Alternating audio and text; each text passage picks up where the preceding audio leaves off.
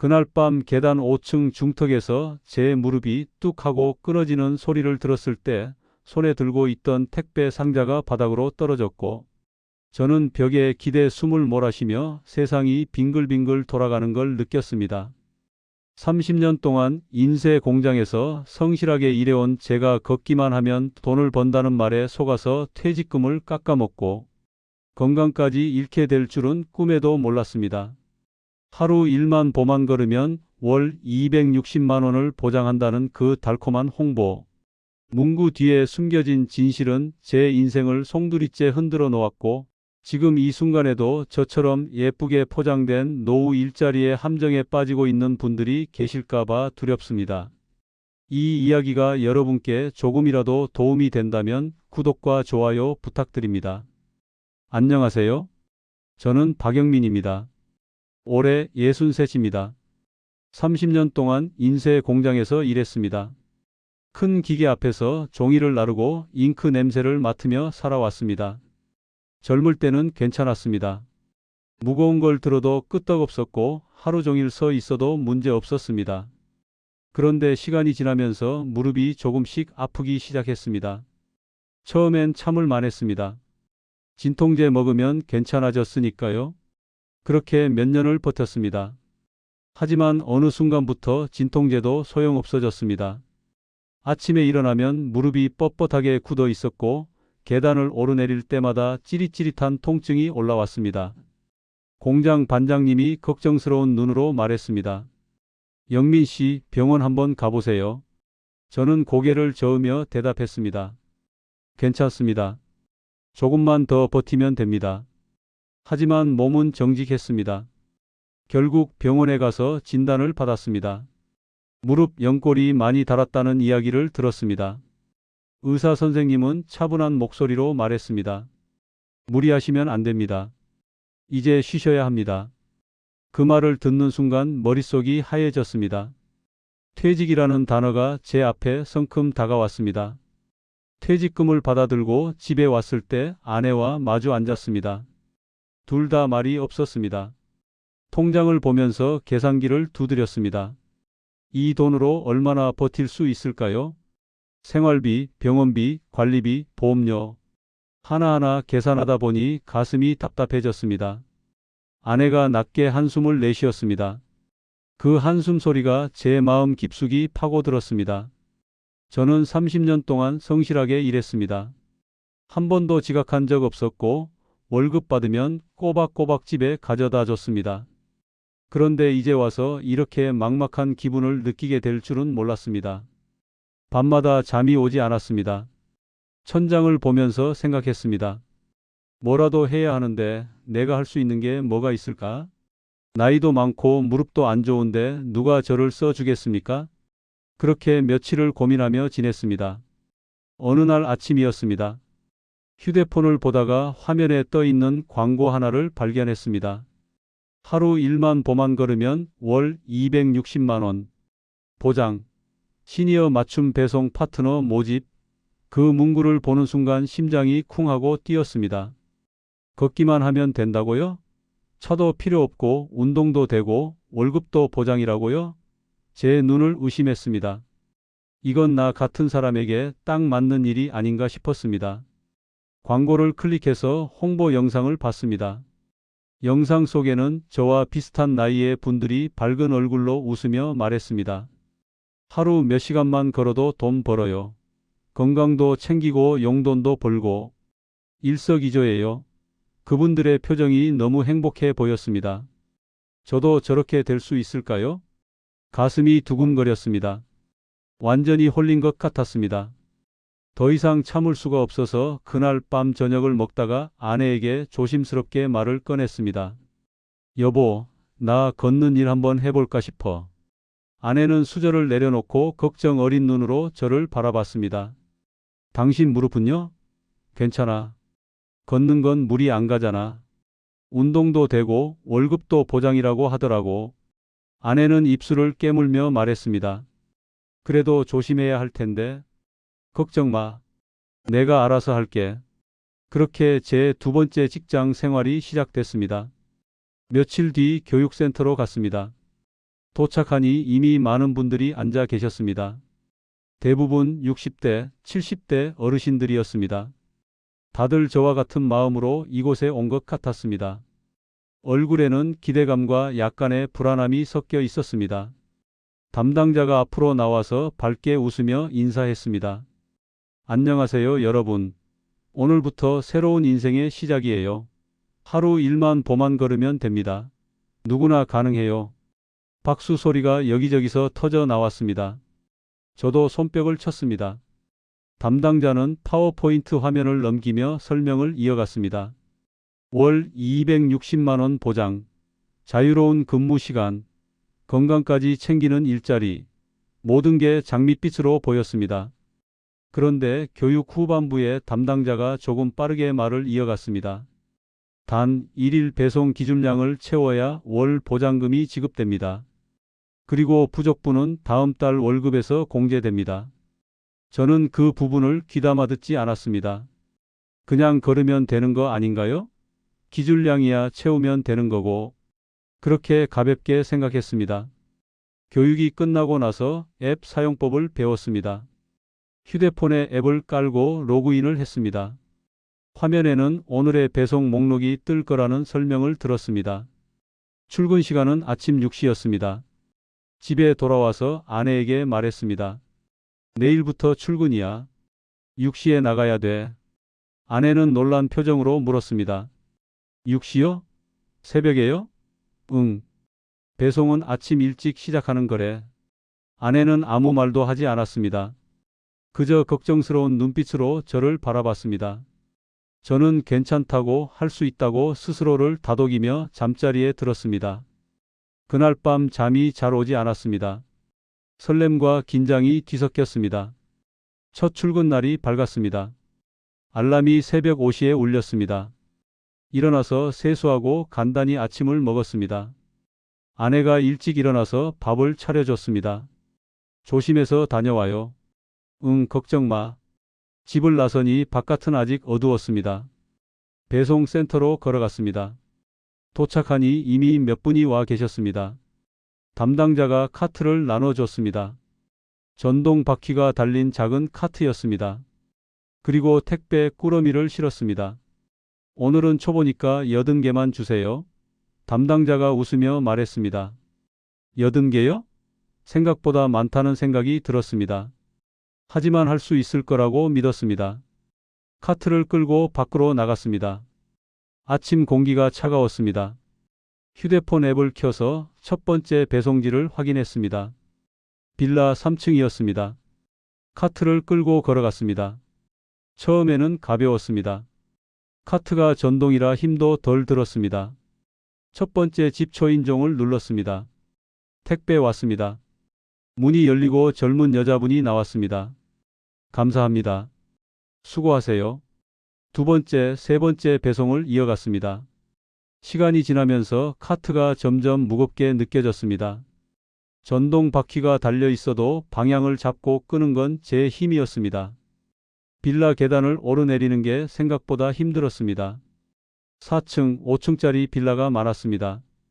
엘리베이터가 없는 곳이 대부분이었습니다. 한층 올라갈 때마다 무릎이 욱신거렸습니다. 하지만 참았습니다. 이 정도는 괜찮아. 할 수 있어. 스스로에게 되뇌었습니다. 점심때쯤 되니 배가 고팠습니다. 편의점에서 삼각김밥 하나 사서 벤치에 앉아 먹었습니다. 다리가 후들거렸습니다. 휴대폰을 보니 아직 40개밖에 배송하지 못했습니다. 80개를 다 채우려면 저녁까지 걸릴 것 같았습니다. 다시 일어나서 카트를 끌었습니다. 오후가 되니 날씨가 더워졌습니다. 땀이 줄줄 흘렀습니다. 그래도 멈출 수 없었습니다. 계속 걸었습니다. 집 앞 계단, 빌라 계단, 다시 도로, 또 다른 계단. 제 발걸음은 기계처럼 반복됐습니다. 저녁 7시가 넘어서야 80개를 다 채웠습니다. 배송센터로 돌아가서 카트를 반납했습니다. 담당자가 말했습니다. 수고하셨어요. 오늘 몇 개 하셨어요? 80개요. 아, 그럼 목표의 82%네요. 네? 뭐가 82%라는 건가요? 담당자가 화면을 보여줬습니다. 오늘 목표 달성률 82%, 실제 기준량은 100개입니다. 저는 멍하니 화면을 바라봤습니다. 100개요? 80개만 하라고 하지 않았나요? 그건 초보 배려예요. 원래는 100개가 기준이에요. 가슴이 철렁 내려앉았습니다. 그럼 오늘 제 월급은요? 기준량 못 채운 만큼 공제돼요. 다음 달 월급에서 빠져요. 머리가 멍해졌습니다. 집으로 가는 길이 너무 멀게 느껴졌습니다. 집 문을 열고 들어갔습니다. 저녁 8시가 넘은 시간이었습니다. 아내가 걱정스러운 얼굴로 달려왔습니다. 왜 이렇게 늦었어요? 괜찮아요? 저는 힘없이 웃으며 말했습니다. 괜찮아. 그냥 일이 좀 많았어. 아내는 밥상을 차려줬습니다. 저는 앉아서 밥을 먹었습니다. 손에 힘이 없었습니다. 수저를 들기도 버거웠습니다. 무릎이 화끈거렸고 정강이는 돌처럼 굳어 있었습니다. 다리를 주물러 봤지만 통증은 가시지 않았습니다. 아내가 다시 물었습니다. 정말 괜찮아요? 저는 고개를 끄덕이며 대답했습니다. 응. 내일은 더 빨라질 거야. 네. 거짓말이었습니다. 저는 괜찮지 않았습니다. 몸이 무너지고 있다는 걸 느꼈습니다.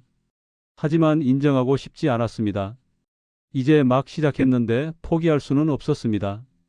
그날 밤 잠을 자려고 누웠지만 무릎 통증 때문에 잠들기 어려웠습니다. 옆으로 누워도 바로 누워도 불편했습니다. 결국 새벽까지 뒤척이다가 겨우 잠들었습니다. 다음 날도 그 다음 날도 똑같았습니다. 새벽에 일어나서 배송센터로 갔습니다. 카트를 받고 택배를 실었습니다. 걸었습니다. 또 걸었습니다. 100개를 채우려고 애썼습니다. 하지만 쉽지 않았습니다. 빌라 계단이 많은 날은 특히 힘들었습니다. 어떤 날은 95개까지 채웠지만 시간이 부족해서 그대로 끝내야 했습니다. 또 어떤 날은 90개밖에 못 채웠습니다. 매일 밤 앱을 열어보면 목표 달성률이 떴습니다. 88%, 92%, 85%, 100%를 채운 날은 거의 없었습니다. 그렇게 한 달이 지나갔습니다. 드디어 첫 월급날이 왔습니다. 아침에 일어나자마자 은행 앱을 켰습니다. 손이 떨렸습니다. 260만 원이 들어와 있을 거라고 기대했습니다. 하지만 화면에 뜬 숫자는 달랐습니다. 입금액 147만 원. 눈을 비비고 다시 봤습니다. 147만 원이 맞았습니다. 어떻게 된 거죠? 명세서를 확인했습니다. 기본급 260만 원. 그런데 거기서 공제 항목이 길게 이어져 있었습니다. 미달 배송 공제, 지연 배송 공제, 파송건 공제. 총 공제액이 113만 원이었습니다. 가슴이 답답했습니다. 한 달 동안 그렇게 고생했는데 147만 원이라니. 그것도 무릎 치료비로 병원 다니는 돈을 빼면 얼마 남지 않았습니다. 그제야 홍보 문구의 함정이 보였습니다. 월 260만 원 보장이라는 말은 기준량을 100% 채웠을 때만 해당되는 거였습니다.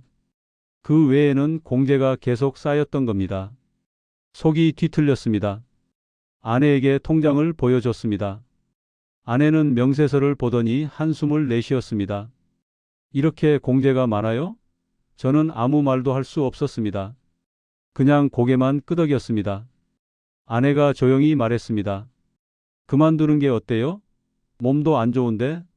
저는 고개를 저었습니다. 아니야. 조금만 더 해보면 익숙해질 거야. 숫자도 채울 수 있을 거고. 하지만 속으로는 확신이 없었습니다. 그래도 포기하고 싶지 않았습니다. 이 일을 시작하려고 새 운동화도 12만 원 주고 샀습니다. 허리에 차는 작은 가방도 샀습니다. 그 돈이 아까웠습니다. 무엇보다 다시 백수로 돌아간다는 게 두려웠습니다. 그래서 계속했습니다. 매일 아침 일어나서 배송을 나갔습니다. 무릎은 점점 더 아파졌습니다. 진통제를 먹어도 효과가 없었습니다. 밤마다 파스를 붙이고 잠들었습니다. 그러던 어느 날이었습니다. 그날도 배송량이 부족했습니다. 저녁 6시가 넘었는데 아직 30건이 남아 있었습니다. 서둘러야 했습니다. 마지막 배송지는 5층짜리 빌라였습니다. 엘리베이터가 없었습니다. 계단을 올라가야 했습니다. 카트는 아래 두고 택배 상자만 들었습니다. 1층, 2층, 3층. 숨이 가빴습니다. 4층에 도착했을 때 다리가 후들거렸습니다.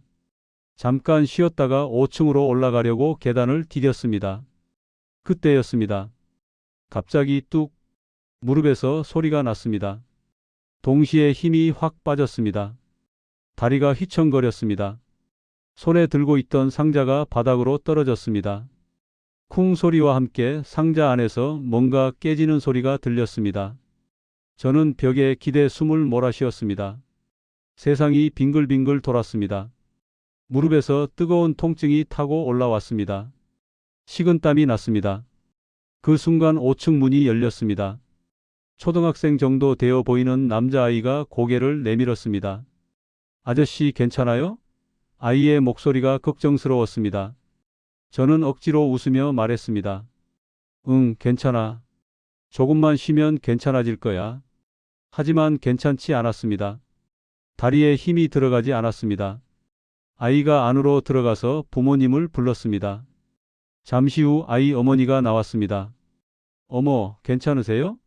저는 고개를 끄덕이며 일어서려고 했습니다. 하지만 무릎이 꺾였습니다. 그분이 제 팔을 붙잡아 줬습니다. 병원 가보셔야겠어요. 저는 손을 저었습니다. 괜찮습니다. 조금 쉬면 돼요. 택배는 여기 두고 갈게요. 죄송합니다. 그렇게 말하고 간신히 계단을 내려왔습니다. 집으로 돌아가는 길이 지옥 같았습니다. 한 발 한 발 걸을 때마다 무릎에서 찌릿한 통증이 올라왔습니다. 버스를 타려고 했지만 계단 앞에서 주저앉을 뻔했습니다. 결국 택시를 탔습니다. 기사님이 물었습니다. 많이 아프세요? 저는 힘없이 대답했습니다. 네, 조금요.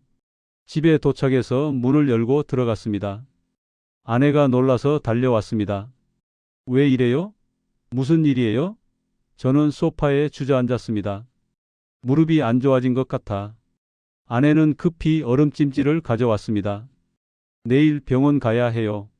당장요? 저는 고개를 끄덕였습니다. 그날 밤 잠을 한숨도 못 잤습니다. 무릎 통증이 너무 심했습니다. 다음 날 아침 일찍 정형외과에 갔습니다. 의사 선생님은 엑스레이를 보더니 심각한 표정으로 말했습니다. 연골이 거의 다 닳았어요. 반월상 연골도 파열됐고요. 무리하셨죠? 저는 고개를 숙였습니다. 일을 하다 보니 그렇게 됐습니다. 의사 선생님이 말했습니다. 당분간 무리하시면 안 됩니다. 물리치료 받으시고 약 드시면서 쉬셔야 해요. 수술까지 고려해야 할 수도 있어요. 수술이요? 네. 지금 상태로는 일상생활도 힘들어질 겁니다. 저는 멍하니 진단서를 받아 들었습니다. 치료비만 30만 원이 나왔습니다. 다음 주에 또 오라고 했습니다. 물리치료도 꾸준히 받아야 한다고 했습니다. 약국에서 약을 받고 집으로 돌아왔습니다. 아내가 물었습니다. 뭐래요? 저는 진단서를 건네며 말했습니다. 한동안 쉬어야 할 것 같아. 아내는 진단서를 보더니 눈물을 글썽였습니다. 그러게 왜 그렇게 무리했어요? 저는 아무 말도 할 수 없었습니다. 그 이후로 저는 배송 일을 나가지 못했습니다. 회사에 연락해서 사정을 말했습니다. 담당자는 차갑게 말했습니다. 그럼 이번 달은 근무 일수만큼만 계산돼요. 공제도 그대로 적용되고요. 알겠습니다. 전화를 끊고 나니 허탈했습니다. 그렇게 6개월이 흘렀습니다. 그동안 제가 받은 월급은 평균 150만 원 정도였습니다. 무릎 치료비는 매달 30만 원씩 나갔습니다. 물리치료, 약값, 진료비. 계산해보니 실제로 제 손에 남은 돈은 얼마 되지 않았습니다. 퇴직금은 조금씩 줄어들었습니다. 새 운동화값, 가방값, 교통비, 치료비. 하나하나 빠져나갔습니다. 무엇보다 제 건강이 무너졌습니다. 예전처럼 걷지 못했습니다. 계단만 보면 다리가 떨렸습니다. 마트 가는 것도 힘들었습니다. 아내가 장을 보러 갈 때 저는 집에 남아 있었습니다. 예전에는 같이 다녔는데 이젠 그럴 수 없었습니다. 자존심도 무너졌습니다. 제가 쓸모없는 사람이 된 것 같았습니다. 어느 날 저녁 아내와 밥을 먹다가 아내가 조용히 말했습니다. 그만하지 당신. 더 이상 그 일하는 거 보는 게 제일 힘들어. 저는 수저를 내려놓았습니다. 아내의 눈에 눈물이 고여 있었습니다. 당신 몸 망가지는 거 보는 게 너무 괴로워요. 돈보다 당신 건강이 더 중요해요. 그 말을 듣는 순간 제가 무너졌습니다. 가슴이 무너져 내렸습니다. 저는 돈을 벌려고 나간 게 아니었습니다. 가족의 걱정을 키우고 있었던 겁니다. 아내를 편하게 해주려고 시작한 일이 오히려 아내를 더 힘들게 만들었습니다. 저는 고개를 숙이고 말했습니다. 미안해. 정말 미안해. 아내가 제 손을 잡았습니다. 미안할 거 없어요. 이제 그만 쉬어요. 우리 천천히 살아요. 그날 밤 저는 오랜만에 편히 잠들었습니다. 무언가 내려놓은 기분이었습니다. 지금 돌이켜보면 제가 왜 그렇게 서둘렀는지 모르겠습니다. 월 260만 원이라는 숫자에 눈이 멀었던 것 같습니다. 하루 일만 보만 걸으면 된다는 말이 너무 쉽게 들렸습니다. 하지만 현실은 달랐습니다. 기줄량 100개를 채우려면 하루 종일 걸어야 했습니다. 계단 있는 빌라를 오르내리는 건 무릎에 무리였습니다. 공제 항목은 명세서에 빼곡했습니다. 회사는 시니어를 배려한다고 말했지만 실제로는 저비용 노동력으로 쓰고 싶어 했던 겁니다. 보장금이라는 단어 뒤에는 항상 조건이 숨어 있었습니다. 기줄량, 공제, 초과 비용, 건강 손상. 저는 그걸 너무 늦게 깨달았습니다. 요즘 세상에는 노인을 타깃으로 하는 일자리가 너무 많습니다. 걷기만 하면 된다. 쉬운 일이다. 누구나 할 수 있다. 이런 말들로 포장된 일자리들이 넘쳐납니다. 하지만 그 뒤에 숨겨진 진실을 봐야 합니다. 정말 걷기만 하는 걸까요? 정말 쉬운 일일까요? 정말 누구나 할 수 있을까요? 저는 그렇지 않다고 말하고 싶습니다. 나이가 들면 체력이 약해집니다. 무릎도 약해지고 허리도 약해집니다. 젊을 때처럼 무리할 수 없습니다. 그런 몸으로 하루 종일 걷고 계단 오르내리는 건 고문과 같습니다. 회사는 그걸 알면서도 시니어 맞춤이라는 말로 포장합니다. 보장금이라는 말로 현혹시킵니다. 하지만 실제로 보장받는 건 거의 없습니다. 저는 이 글을 읽는 분들께 말하고 싶습니다. 예쁘게 포장된 노후 일자리에 속지 마십시오. 월급이 높다고 쉽다고 보장된다고 해서 바로 덤비지 마십시오. 계약서를 꼼꼼히 읽으십시오. 기줄량이 얼마인지, 공제 항목이 무엇인지, 건강 문제가 생겼을 때 보상은 어떻게 되는지 확인하십시오. 주변 사람들과 상의하십시오. 가족과 이야기 나누십시오. 무엇보다 자신의 건강을 먼저 생각하십시오. 돈은 나중에 또 벌 수 있습니다. 하지만 건강은 한번 잃으면 되돌리기 어렵습니다. 저는 그걸 뼈저리게 느꼈습니다. 은퇴자의 몸값은 절대 싸게 쓰여서는 안 됩니다. 우리는 평생 일해온 사람들입니다. 가족을 위해, 사회를 위해 헌신해온 사람들입니다. 그런 우리를 저비용 노동력으로 취급하는 건 잘못됐습니다. 우리도 존중받을 권리가 있습니다. 우리도 건강하게 살 권리가 있습니다. 그리고 우리의 건강과 존엄은 월 200만 원, 250만 원과 절대 바꿀 수 없습니다. 돈보다 소중한 건 나 자신입니다. 내 몸입니다. 내 가족입니다. 그걸 잊지 마십시오. 지금 저는 집에서 천천히 회복하고 있습니다. 매일 아침 가벼운 스트레칭을 합니다. 물리치료도 꾸준히 받고 있습니다. 무릎은 예전만큼 좋아지진 않겠지만 그래도 조금씩 나아지고 있습니다. 아내와 함께 천천히 산책도 나갑니다. 예전처럼 빨리 걷진 못하지만 그래도 함께 걷는 게 행복합니다. 돈은 적게 벌어도 괜찮습니다. 건강하게 사는 게 더 중요하다는 걸 이제 압니다. 퇴직금은 조금 줄었지만 아직 남아 있습니다. 아껴 쓰면서 살아갈 겁니다. 무리하지 않으면서 제가 할 수 있는 일을 찾아볼 생각입니다. 급하게 서두르지 않을 겁니다. 이 이야기를 듣는 분들 중에 저와 비슷한 상황에 계신 분이 있다면 꼭 말씀드리고 싶습니다. 걷기만 해도 돈을 준다는 말에 속지 마십시오. 시니어 맞춤 일자리라는 말에 현혹되지 마십시오. 보장금이라는 말 뒤에 숨은 조건들을 꼭 확인하십시오. 그리고 무엇보다 자신의 건강을 먼저 생각하십시오. 가족과 상의하십시오. 서두르지 마십시오. 저처럼 6개월 만에 무릎도 노후 자금도 잃는 일이 없기를 바랍니다. 여러분의 건강과 존엄이 가장 소중합니다. 그걸 잊지 마시길 바랍니다. 감사합니다.